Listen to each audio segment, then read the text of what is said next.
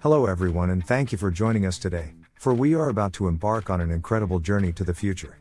So without any further ado, we present to you Blaine.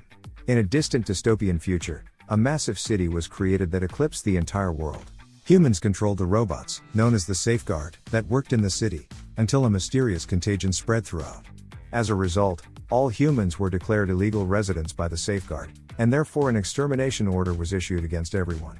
Though some humans survived, they're all trapped in the city and still under threat from the Safeguard. 6 people known as electro-fishers, dressed in advanced gear called hell metals, begin scavenging throughout the city, looking for food and other supplies for their village.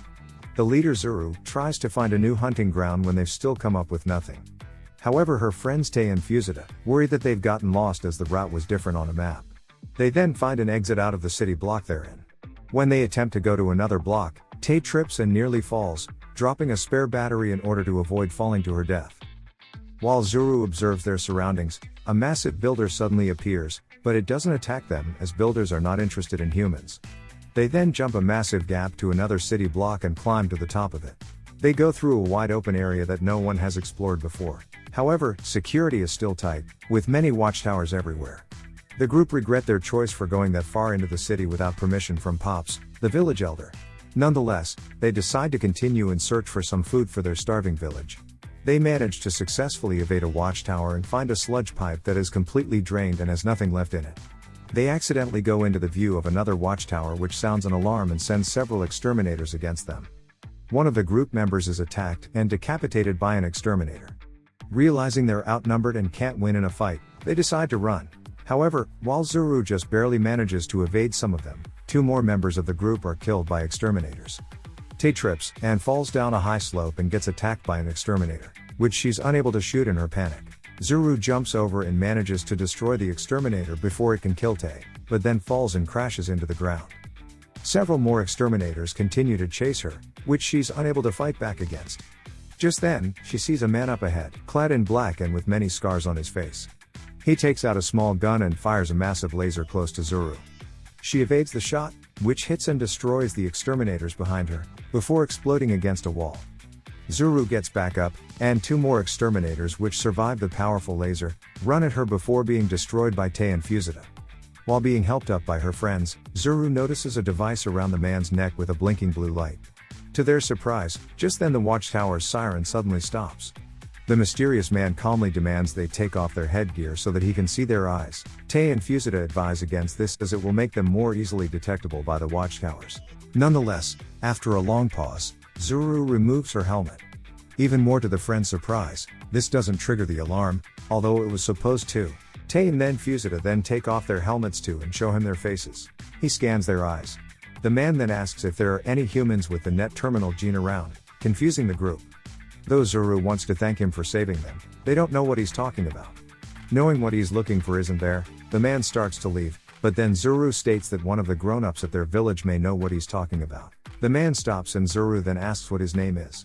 The man responds that his name is Killy and he's a human. Zuru, Tay, and Fusita guide Killy back to their village, the one place that the Safeguard can't enter, though they don't know why. Once they get there, the guards, Sucho and Pops, fire upon Killy, being that he's an unknown outsider. They are also surprised that they're not wearing their helmets despite the danger that poses, though Fusita explains that they're okay around Killy, who rescued them. However, Sucho is skeptical and believes that Killy isn't really human, hearing that there are Safeguard members who disguise themselves as humans. But Pops believes that Killy is human and allows them all into the village. Killy walks through the perimeter, proving that he's not a Safeguard. Pops asks him where he came from, to which he responds, 6,000 levels below. It's said that electro-fishers, descended from a line of humans called planters, founded the village 300 years ago, and the remnants of humanity have lived there since then. However, Pops claims that they don't know anything about the outside world, and any stories from an outsider would be valuable information. Killy is taken into the village where the people are shocked that only 3 of the kids have survived and the victims' equipment has been lost as well. Even more so that they've still returned empty-handed. The village is suffering a severe food problem and worry that they'll starve in just a month. The villagers look at Killy with confusion and curiosity, while he scans many of their eyes. A curious and excited little girl runs up to Killy to meet him. He then reaches into his back pocket and gives the little girl a small yellow, brick-like object. A boy takes the brick and examines it briefly. It's hard as a rock, but a small drawing on the side of it says to drop it in water. He then drops it into a pool of water, where it suddenly morphs and grows to a gigantic size. Some of the villagers eat it, finding it good tasting and nutritious. One of the leaders of the village, Fuku, tells the kids that she's glad they made it back, but asks them to not do it again. Pops then asks to talk with Killy in private, thanking him for feeding their village and asking Killy where he obtained that food. Killy responds that it's from 200 levels below, meaning that it's impossible to get any more. He once again asks for any humans with the net terminal gene, to which Sutso responds he's never heard of it. However, Pops then states that he has heard something about it, and that a rotting shrine beneath their village may provide some information. However, they've been told through generations to avoid it. Nonetheless, Killy immediately starts walking away towards the rotting shrine without any word, to which Zuru, Pops, and Sutso follow him. Upon going to the bottom of the perimeter, far below the village, Killy and the group find a strange glitchy red hologram of a woman that speaks very distorted and seems to be saying nonsense. Killy walks through the hologram, which immediately disappears, then lifts a massive piece of concrete, finding a decayed head of a woman underneath it. He picks up the head and slams it against the wall a couple of times, to which it then suddenly sparks to life, and begins talking with a speaker implanted in its throat. The woman identifies herself as Chibo, a scientist who existed since before the contagion began. She's been waiting for 17,526,000 hours for someone to come, attempting to call for help all that time to no avail until now. Killy scans her and finds traces of the contagion in her irises, meaning she doesn't have the net terminal gene. Chibo states that she and her scientists have been attempting to work on a synthetic terminal since the extermination began in an attempt to communicate with the Safeguard's AI, the Authority, and end the robot's extermination. She even created a barrier device to keep the Safeguard out while they did their experiments. However, they all died before their project could yield results. She then states that there is a factory to the north of the village that may still be in use, and that can produce literally anything, including a synthetic terminal. Killy at first meets this statement with skepticism, but Chibo insists that such a thing is in fact possible. Pops then asks her if she can create more of the food bricks that Killy brought back for the village. Chibo responds that she can, but only when they get to the factory. Killy, now convinced, then once again starts walking away without any thought or words, therefore Pops decides to gather a group to go to the factory with him. However, Chibo states that the factory is 15 blocks away, a journey that would take a few days and require plenty of their limited food for the trip. They hastily assemble a group with as many electro-fissures as there are hellmetals remaining, including Pops, Sutso, Zuru, Tei, and Fusita, and follow outside the perimeter. Along the way, they see a watchtower that has a clear view through a crack in the ceiling above them. There's no way around, but they then see Killy walk by it with no problem and without setting off the alarm. They follow him closely.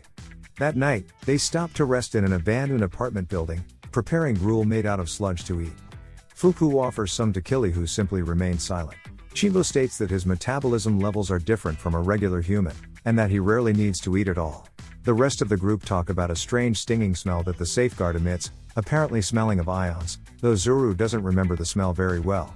Along the trip, the group then come to a dark corridor. Apparently, no one who ever went in there has ever returned. The group are fearful and reluctant to move ahead, until Killy then calmly walks by, giving them more confidence. They find the inside of the factory to be a massive corridor with many empty experiment nodes and no exterminators in sight. Killy then puts Chibo on the main console in front of them, at her request. She gains access into the factory and then activates a node which produces a massive amount of food bricks as promised to the electro-fissures, who are overjoyed at the sight and start stuffing their backpacks with them. Chibo then begins to activate another node for the synthetic terminal which she wants Killy to get. However, she warns him that the last time she got that far into the system, things ended badly. Suddenly, the entire system shuts down. The system then turns back on, and several nodes further away activate automatically and produce several exterminators. The group hastily finish packing their packs and start firing at the exterminators, though Tei is forced to leave her pack behind to start running, and Chibo is knocked off and crushed by one of them. The group splits up and retreats towards the entrance to the factory while Killy stays behind to get to the terminal. He fires his gravitational beam emitter and kills several exterminators before getting to the terminal. As they attempt to regroup, Tsuru worries when she doesn't hear back from Tei. A group member then shows up, but is immediately killed by an exterminator, and another member, Atsuji, is wounded in the leg after destroying it. Zuru hurries back to find Tei having survived the attack despite a broken arm. Fusita and Zuru are happy that Tei has survived. Back inside the factory, another node suddenly activates, and a humanoid-looking robot emerges. The group is then cornered in the outside of the factory by the safeguard, and are unable to destroy them all, whereas Killy is unable to fire his weapon, presumably because it needs to charge. Suddenly, when all seems lost, a laser beam shoots between the group and the exterminators, who seem to stop behind it. The savior is revealed to be the humanoid robot, who is in fact Chibo. She guides them to a train car that'll lead back to their village. They all make it to the train car, which Chibo powers up. As the car starts to move, exterminators attack it, but Killy destroys them. But then he collapses. The group returns to their village with the unconscious Killy and the terminal, as well as Chibo in tow, though Tay seems to be acting a little strangely. Fusita walks Tay back to her home while the villagers treat Atsuji and any other wounded, while also being surprised at the tall and strong appearance of Chibo.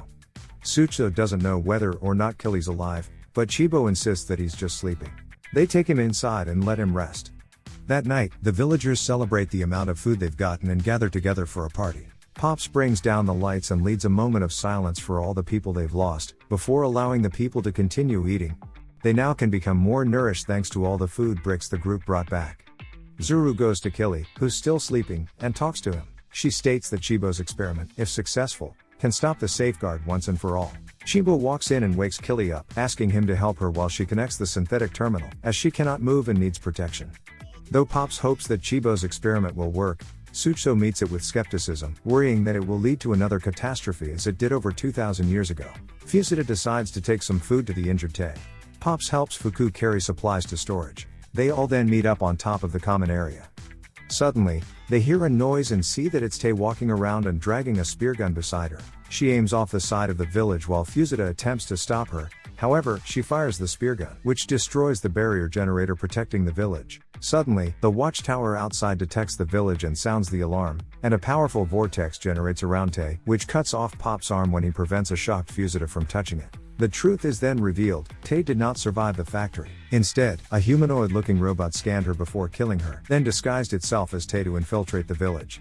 The intruder reveals itself as an advanced safeguard named Senokon, who was to infiltrate the village and terminate all humans. Fusita then reels further into shock and disbelief at this, therefore Senokon aims its much more powerful gravitational beam emitter at him. Fuku manages to push him out of the way, but is killed by the beam herself. Senokon then turns its attention to the village members in the common area, firing through the roof and killing many of them. Killy and Chibo then notice Senokon's destruction of the area, surprised that it got through the barrier. Chibo states that they should hurry, but Killy immediately starts running back to the village to protect them, leaving Chibo defenseless. Pops, Sucho, Zuru, and Fusita, who snaps out of his shock, manage to escape from Senokon, who then turns its attention to the upper levels, contacting the watchtower for exterminators to kill the remaining humans, then firing at the upper village, causing chaos up there as well. Killy, still out of effective range of Senokon, notices the electro fissures struggling to fight the seemingly endless horde of exterminators. He detects the watchtower just outside the wall, then fires a shot at it, destroying the watchtower in the bridge to prevent any more exterminators from coming in. Chibo then reaches the rotting shrine and activates the synthetic terminal and connects herself to the network. Senokon continues to cause more chaos throughout the upper village. Sucho sneaks around and shoots it in the head, but to no effect. Senokon shoots at him, but misses, then goes in for another shot, only for a sudden large explosion to disrupt its detection system.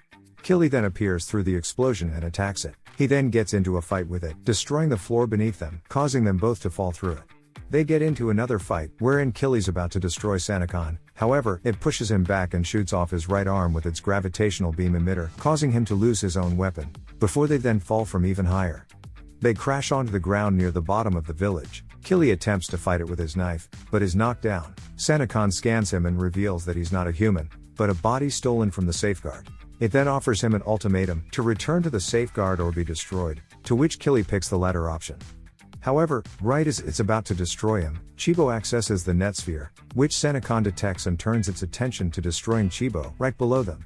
Right as it's about to fire, Sucho fires 2 spears into its upgraded weapon, throwing off its aim and causing it to miss Chibo. Senokon then fires at Sucho, killing him.